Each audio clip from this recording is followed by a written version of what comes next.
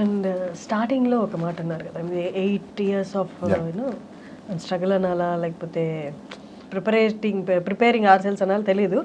But ఇప్పుడు ఈ స్టేజ్లో, ఇప్పుడు ఏదైతే స్టేజ్లో మీరు ఉన్నారో వెనక్కి తిరిగి చూసుకుంటే దాన్ని అంటే దాన్ని ఓకే ప్రౌడ్గా ఫీల్ అవుతారా చూసి? Okay everything happen for a reason అన్నట్టు ఉంటుందా, లేకపోతే తెలుసుకోవడం కూడా వద్దు నాయన అది దట్స్ అ మెంటల్ టార్చర్ అన్నట్టు అనిపిస్తుందా? అంటే ఇప్పుడు ఒక కంఫర్టబుల్ ప్లేస్లో కంఫర్టబుల్ పొజిషన్లో ఉన్నాం కాబట్టి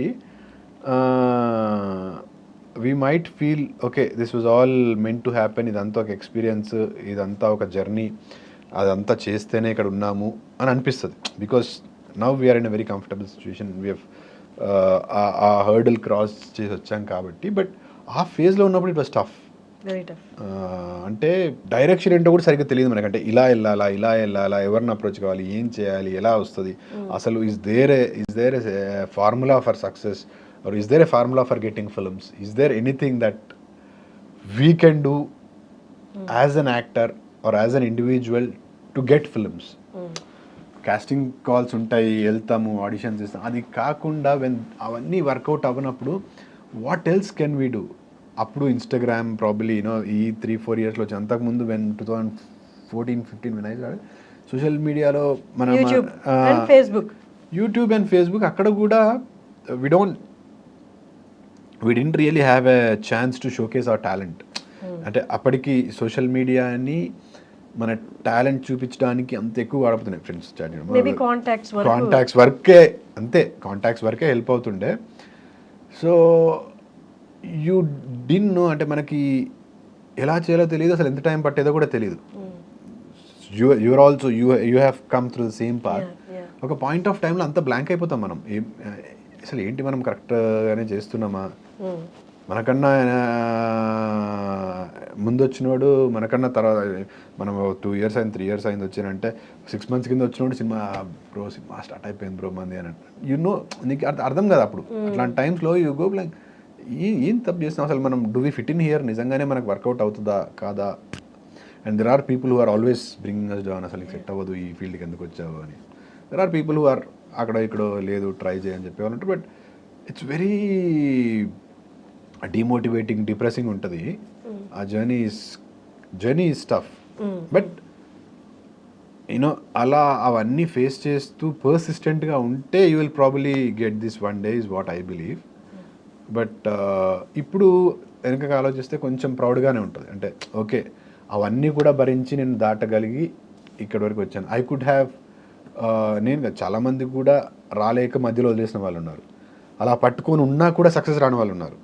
so probably I feel somewhere lucky and somewhere proud that okay at least ఆ బ్యారియర్, హర్డిల్ దాటేంత వరకు అయితే నేను I was consistent enough, I was persistent enough to cross that border line.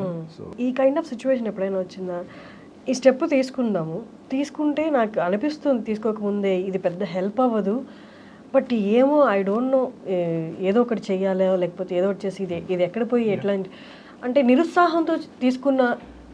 చాలా వరకు డెస్పరేషన్లోనే తీసుకుంటాము. ఎందుకనంటే మనకి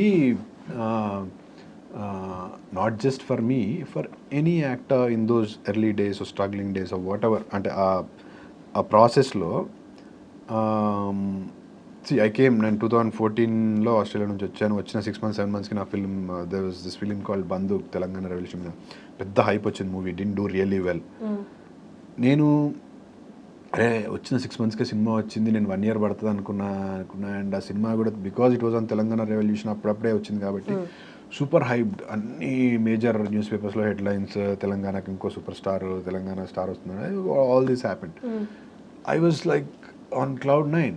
ద మూవీ రిలీజ్డ్ day 1, నిన్నటి వరకు ఎవరైతే అంతా హంగమా చేశారో movie didn't do well. And the next day నుంచి there was not even a call, not even somebody talking about it. ఎలా అయితే ఇలా పోయిందో అలా కిందకి వచ్చింది.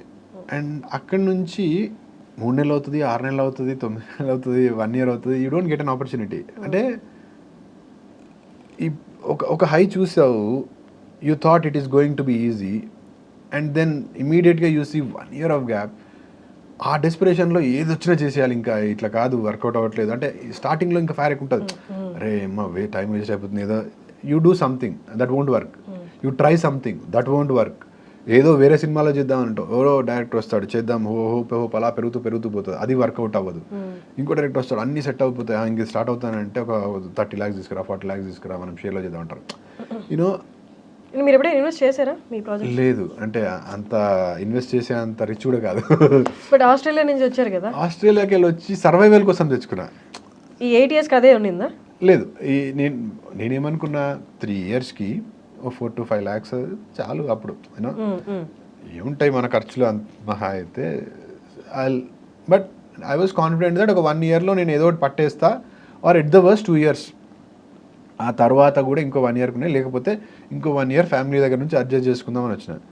అది 3 years అనుకుంది 1 yearకి అయిపోయినాయి. అంటే ట్రాన్సిషన్ మన ఇక్కడ విడిన్నో ఇక్కడ ఎలా ఉంది అప్పుడు ఏంటి అనేది తెలీదు. 1 yearకి అయిపోయిన తర్వాత ఇంకో 1 year ఇంట్లో వాళ్ళ దగ్గర నుంచి, అంటే అప్పుడే ఆస్ట్రేలియాకి వచ్చాం కాబట్టి కొంచెం వాళ్ళు కూడా 2 years తర్వాత ఎందుకు చేస్తారు, నో ఇన్కమ్, సినిమా ఇది తప్ప ఏం చేయలేము. 2016లో 2014లో స్టార్ట్ చేస్తే 2016లో రిలీజ్ అయింది. 17 వరకు సినిమా లేదు. తర్వాత ప్రేమంలో ఒక చిన్న రోల్ చేశాను, మళ్ళీ 1 year వరకు సినిమా లేదు. అసలు ఇట్ వాజ్ క్రేజీ, అంటే 1 yearకి ఒక సినిమా ఏదో స్టార్ లాగా, అది ఒక రోల్, ఇంత role, 4 days 5 days of work, 365 daysలో 4 days 5 days ఆఫ్ వర్క్. డబ్బులు ఎలా మరి? అదే అలాంటి టైమ్స్లోనే డిప్రెషన్ వస్తుంది, యూ డోంట్ నో.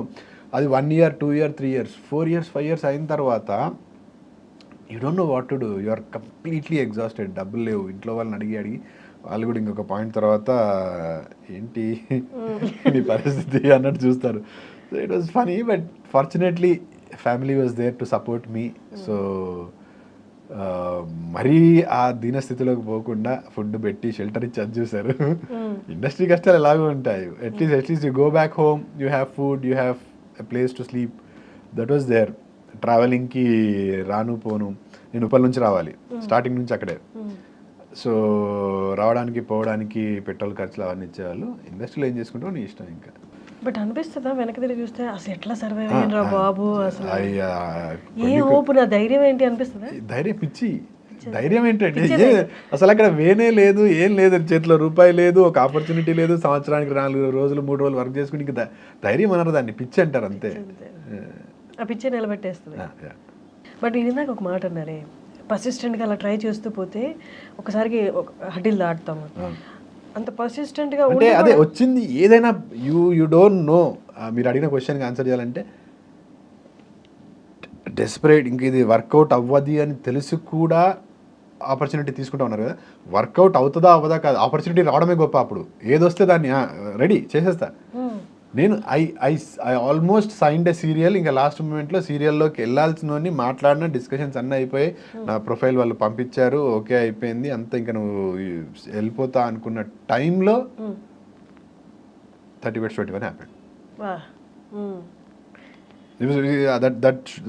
ఆ సీరియల్ కూడా రన్ అవుతుంది ఇప్పటికి, ఇప్పుడు ఐ డోంట్ నో ఇప్పుడు రన్ అవుతుందో, but it did really well, బాగా చేసింది అది. ఏ ఛానల్లో? జెమినీ టీవీ అనుకుంటా. ఓకే.